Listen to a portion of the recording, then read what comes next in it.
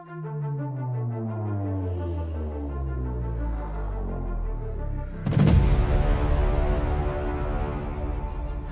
and welcome to Algebra II with Mr. Clausen. Today I'm going to give you a brief introduction to linear regressions.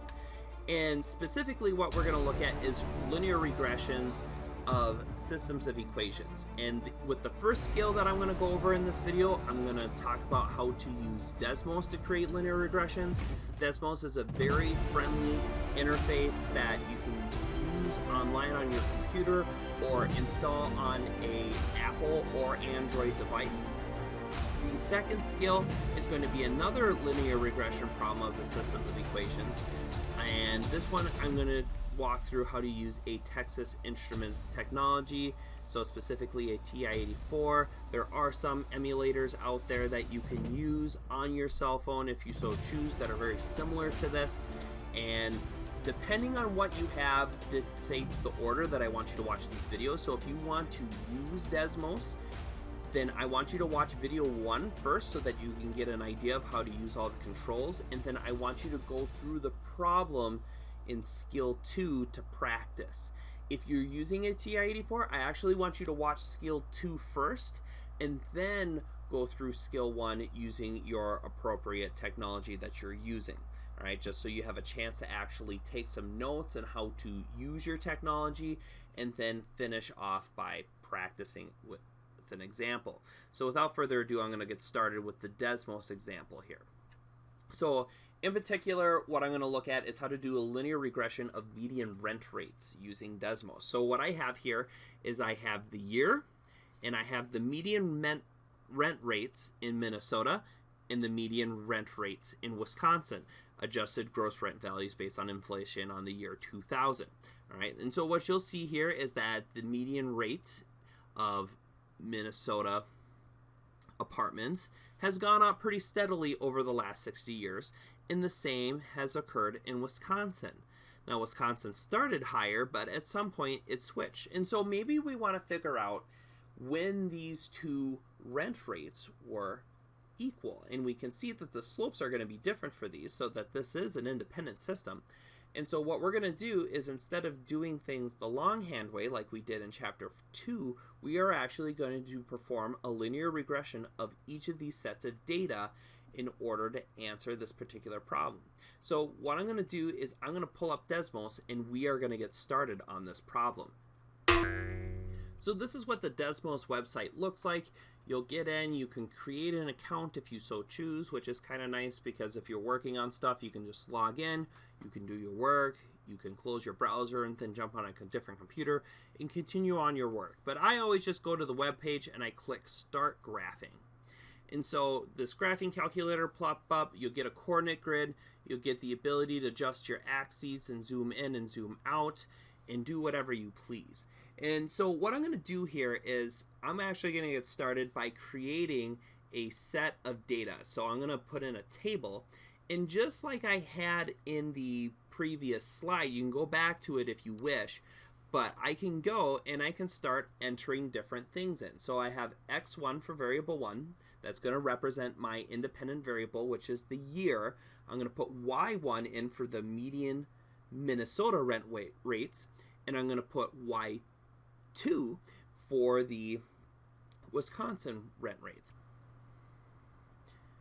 I'm just going to switch colors here quick because for those of you that live in Wisconsin, you know there's the Green Bay Packers, and in Minnesota there's the Minnesota Vikings. But what I'm going to do is that each state has their rent rates that are in theory dependent on the time frame.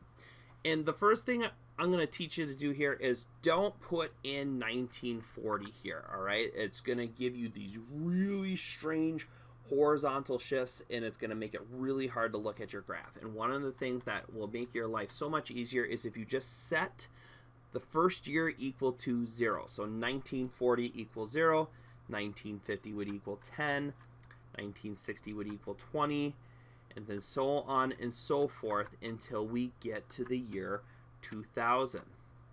And so we can see that there are these 7 data points, and then we can just start putting in the Minnesota rent rates. We have 291, 262, it goes down a little bit in the 50s, And then we go to 355, 449.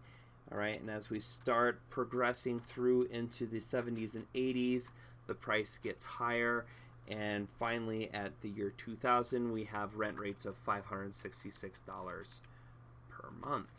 And then we have the Wisconsin median rent rates, $323 and $297 and $385. So we notice that little bit of dip there in the 50s. All right, and then we have $434, $463, $510, and $540. And so now we have some data. All right, the data is just numbers right now, and it gives us a little bit of context. But one of the things that we like to do with algebra is we like to create linear regressions, because what this will do is it'll give us the ability to extrapolate or find other pieces of information. Now you can see that the graph is not showing anything right now, but that's partially because x is going from 0 to 60. So I can either zoom out and see that there's some points, or I can hit the little wrench here and I can say that, all right, I want to look at numbers between, let's say, -10 to 70 with steps of 10. And then I want to look at the y-axis between, let's say, 250 to 600. With steps of, let's say, 25. All right, and I'm just picking some numbers, and part of the reason I'm doing this is so that I can see all the data points and their relative places, because I know what the highest and lowest is. I kind of see the range from the data set that I have over here, so I can just plot it, and then it kind of puts it all in perspective, green being Wisconsin and purple being Minnesota, perspective to their football teams. And so one of the things that I want to show you how to do is how to create linear regressions for each of these sets of data. So the easiest way to do this is that we have all the data here. Desmos knows what all the data points are. And so all you need to do is, if you want to do a regression, let's say we want to do a regression in a y equals mx plus b format, right?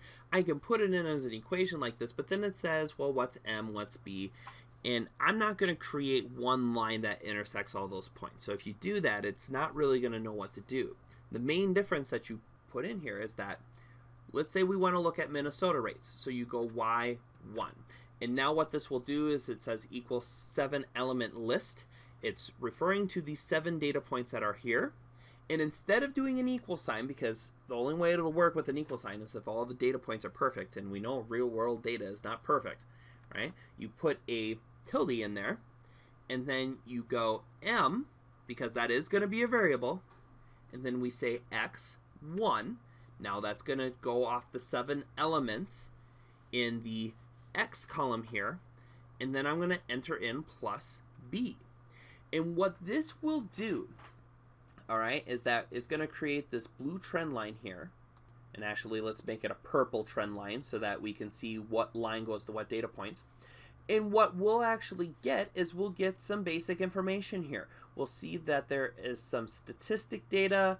There's residuals that you can pull up for statistic purposes, but it'll tell you what the slope of that purple line is and what the b value, the y-intercept is. And so what we can do is we can rewrite this as the following equation and say y is equal to 5.325 x plus 258.679. And now you're seeing the green line on top of the purple line. And I'll change that again to purple. But what you're going to see here, let's make it a dashed purple line. And what you're going to see here is that those lines are directly on top of each other. And it's actually stealing the y and the mx plus b of that line as well. So I'm going to delete that one. But what you're seeing here is that this Desmos interface went and calculated the best line of fit based on this set of x values and this set of y values. Now, what you can also do is that there's 2 sets of data in here. So if I want to know the regression data now for the Wisconsin median rent data, the years are the same. But if I change the y1 to y2, Now I have the data for Wisconsin median rent rates. And I'm going to change that to green. All right. And then what I'm seeing here is that almost everything's the same. I got some statistical data, the ability to do residuals, and I have a new equation, y equals 4.11071, which I get from the slope parameter there, and I know that's the slope because I chose m as my slope, and b is my y-intercept because I chose b as my y-intercept. You just put in the equation as you see fit. If you want to use z and y as your, well, you couldn't use y, but you could, because I used y up on top here. But if I wanted to just pick random letters for my variables, I could. And so 298.964.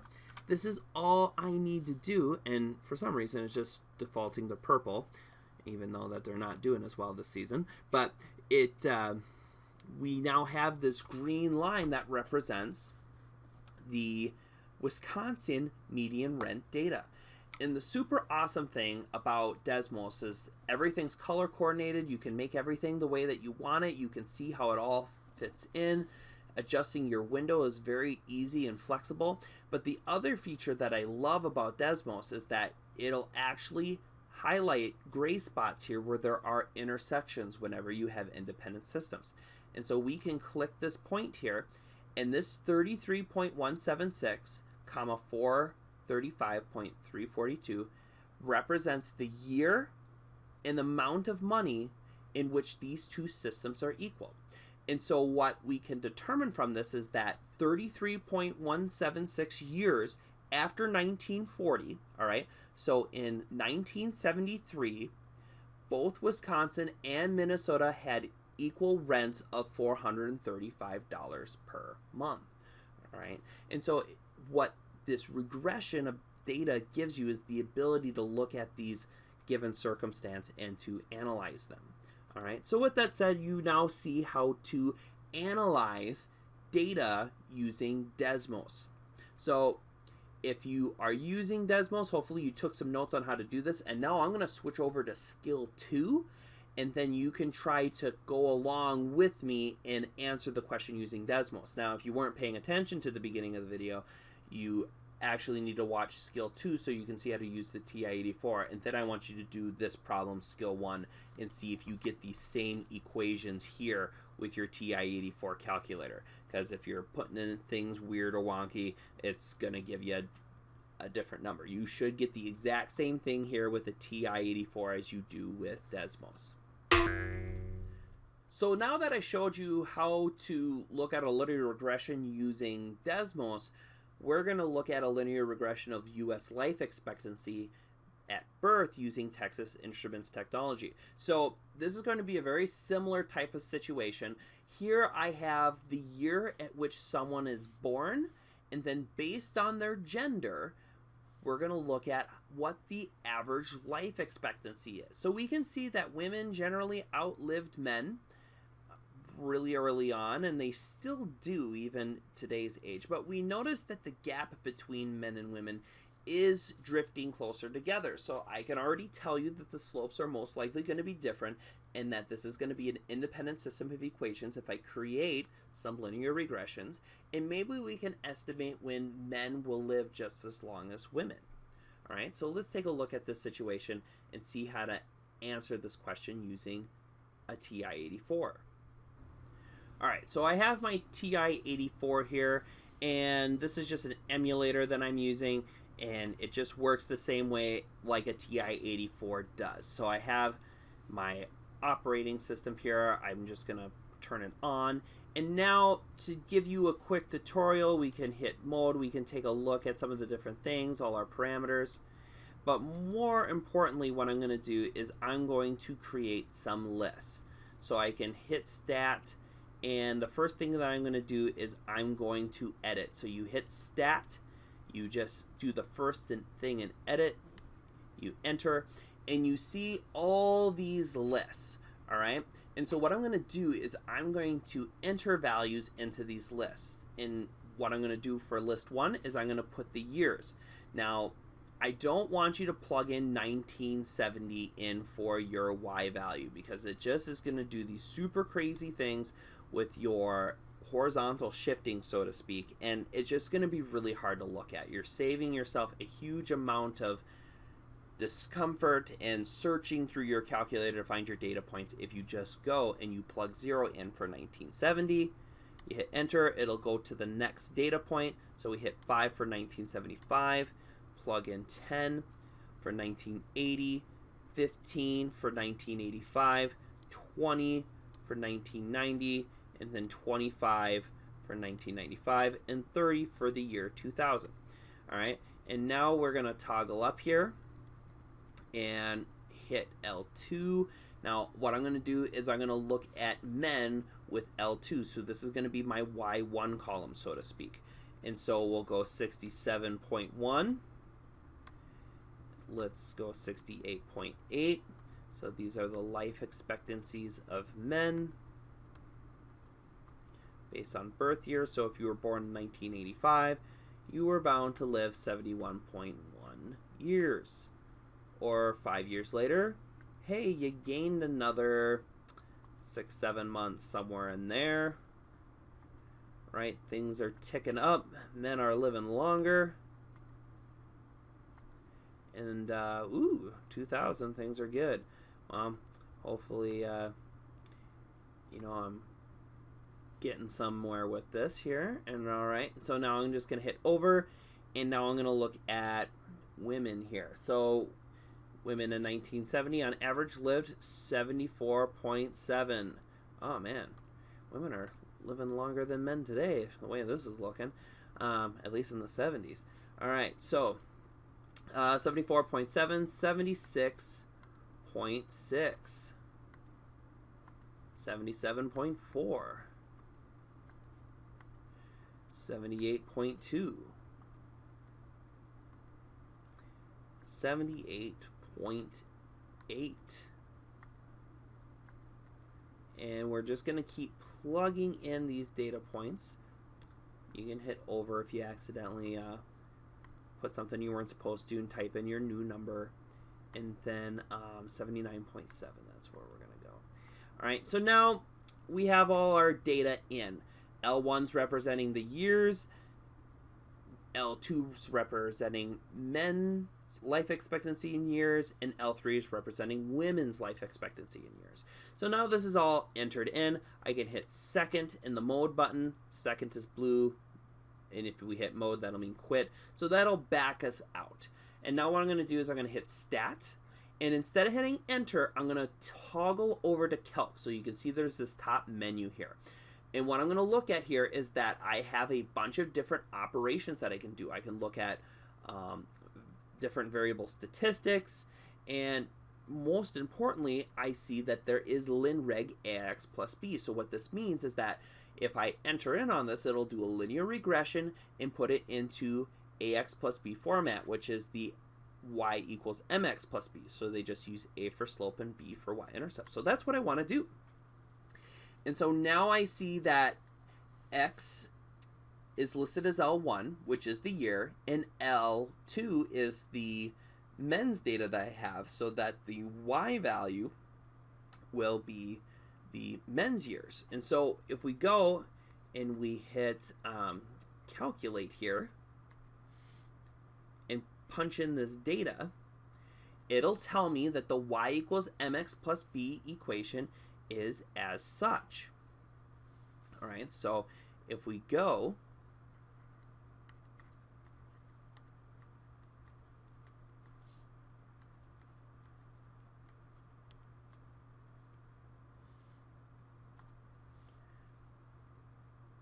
and so what we can see here is that the linear regression is y equals 0.22x plus 67.5. All right, so go back to your home menu by hitting second in mode to quit. I have my data for my men here. And so now what I want to do is I want to look at the data for women. So I'm going to go to the linreg again. We're going to hit enter. But now you will see that L2 is my default list. So how do I change that? Well, if you look at all the numbers of your TI-84 calculator, they have these little blue and green characters above them, and I see that L3 is right here. That's my list that contains my data for the women. So I'm going to hit second, and I'm going to hit 3, and that's going to replace L2 with L3. And now we can go and hit calculate, and the same thing's going to happen. And now I get the linear regression for the women.